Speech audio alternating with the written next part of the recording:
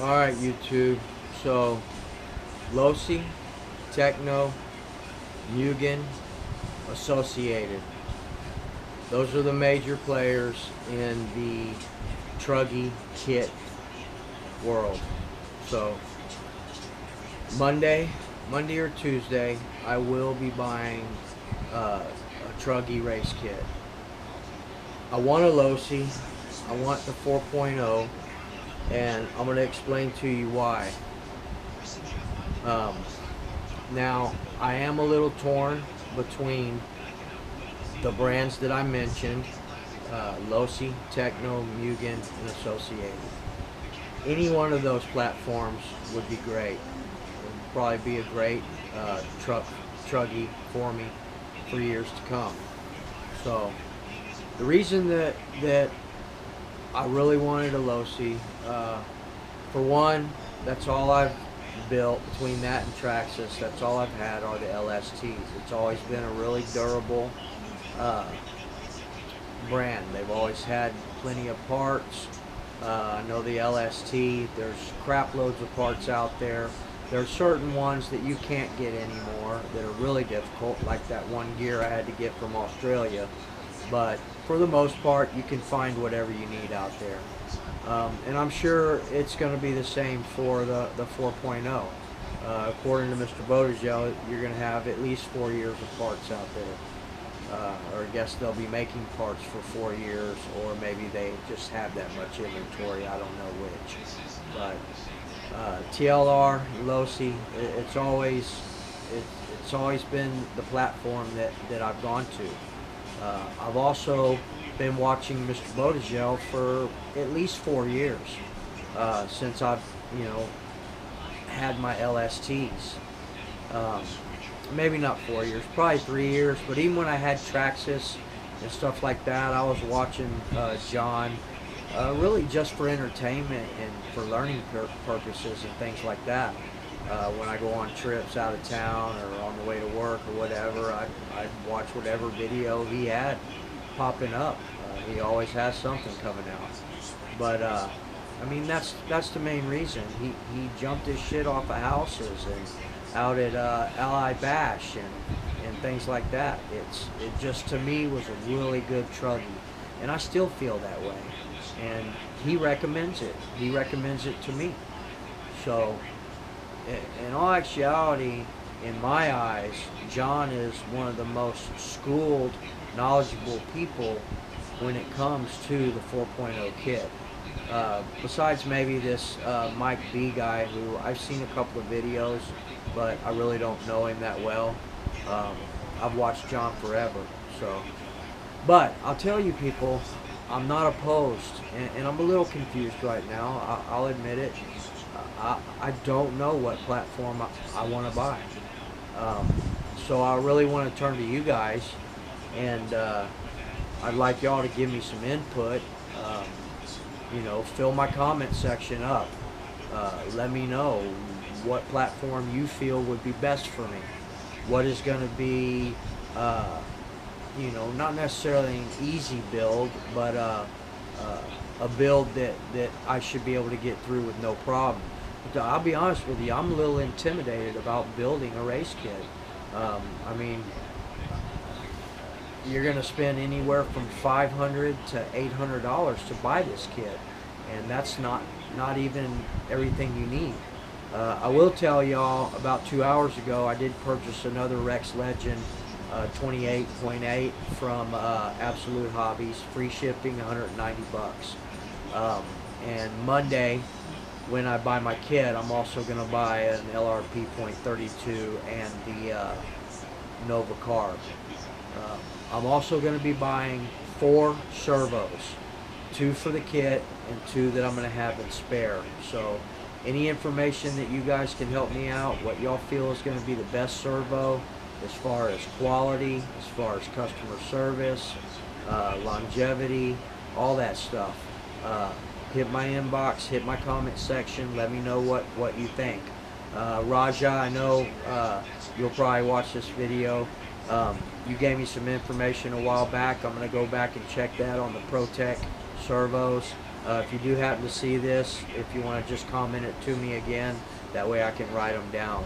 And there are a few other people that mentioned some servos. Savox, I know Muggies, you've been having a lot of problems with them as well as other people, but their customer service is great. They'll replace them. But do I want to continually pull my servos out and replace them, have to send them back and get new ones? I don't know. So between the kit and the servos, all the information that I could get from what I consider my community, my YouTube community, 1/8 scale, nitro, truggies and buggies. If you have one, please give me your information, your insight. And honest comments, positive comments, something that I can really get something from. So I know that if you have an Associated or a Tekno or whatever, that's going to be the brand that you recommend. But give me an idea why. I have no idea what I'm doing when it comes to purchasing this. That's probably why I've flip-flopped from Tekno back to the TLR. The TLR has just really been embedded in my brain. It's a great platform. It's very durable. It's easy to work on. I've seen everything John's done to it. I've seen other people who have worked on them and built those kits. So it's familiar to me. The others aren't so, especially Associated. I don't know anything about Associated. I know a little bit about the Mugens and the Teknos, just from what I've seen with Muggie and Drew and a few other people. But any help I can get from you guys would be much appreciated. It's a lot of money. I'm going to spend about $1,200 doing all this, not including the $200 I just spent on the Rex Legend. So the best information that you can give me, I would appreciate.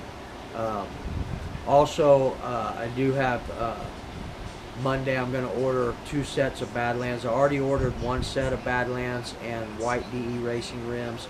I'm getting 2 more sets with another set of white and also a set of black DE racing rims. So, and you know, there's going to be other stuff that I need to get with this kit, skid plates and things like that. I may want to get a couple of clear bodies. I know it'll come with a clear body, but I want to get a couple of others so I can, you know, have different options to choose from. You know, maybe a bastion body and a show body or whatever. But this is going down, man. This shit's gonna happen. I just need a little guidance from you guys, my 1/8 scale nitro community. So other than that, so went out to eat. Before I went to eat, y'all saw the video.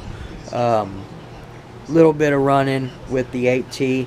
I did put my King Heads chassis brace on, and I'm gonna tell y'all, and this is something that I learned, and maybe this will help a newbie.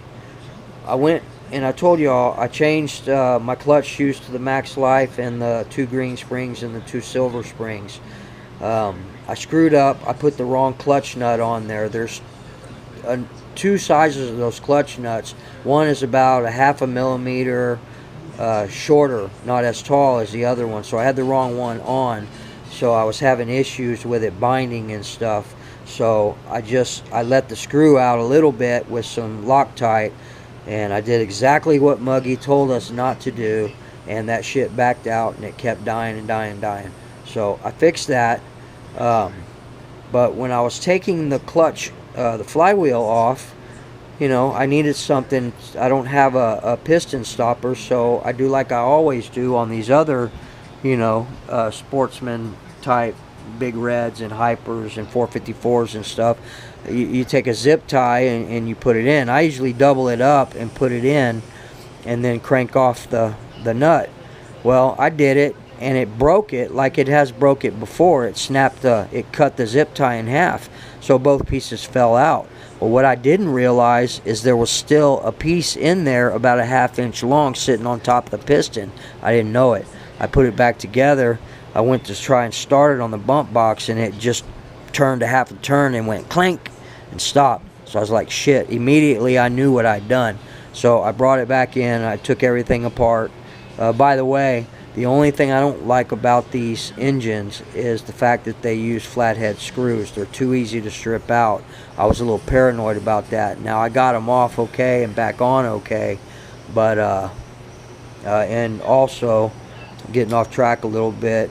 Don't even worry about buying these dirt tracks. I know this is just a tuning driver, and I didn't break it doing that. I broke it on something else, but $6 for this little thing, and the end snapped off. But I do know it's also just a tuning driver, so I shouldn't have been torquing on what I was torquing on. But anyway, that's a whole different story. I don't know if MIP makes flatheads and Phillip heads, but if they do, I want a set. I know Muggy did that one video on tools and things. I think he said, what was it? German tools, I think he said, and something else. But I need to get some good flatheads and Phillip heads. But that's the only thing I don't like about it is the flathead screws. I wish they had hex driver screws. So I got it all back together, and I ran it again, and everything was good. Everything was good in the video. Why that's open. I did my after run, I think. So a couple more tanks, Rich, and then I'm going to start trying to dial it in a little bit. I'm not in a rush. I know, Drew, just like you said, patience. A gallon is not, you know, it won't take that long. So I'm going to run at least a full gallon through it, and then we'll start really fine-tuning her. But I think that these engines like to run a little bit rich, so I'll keep it rich.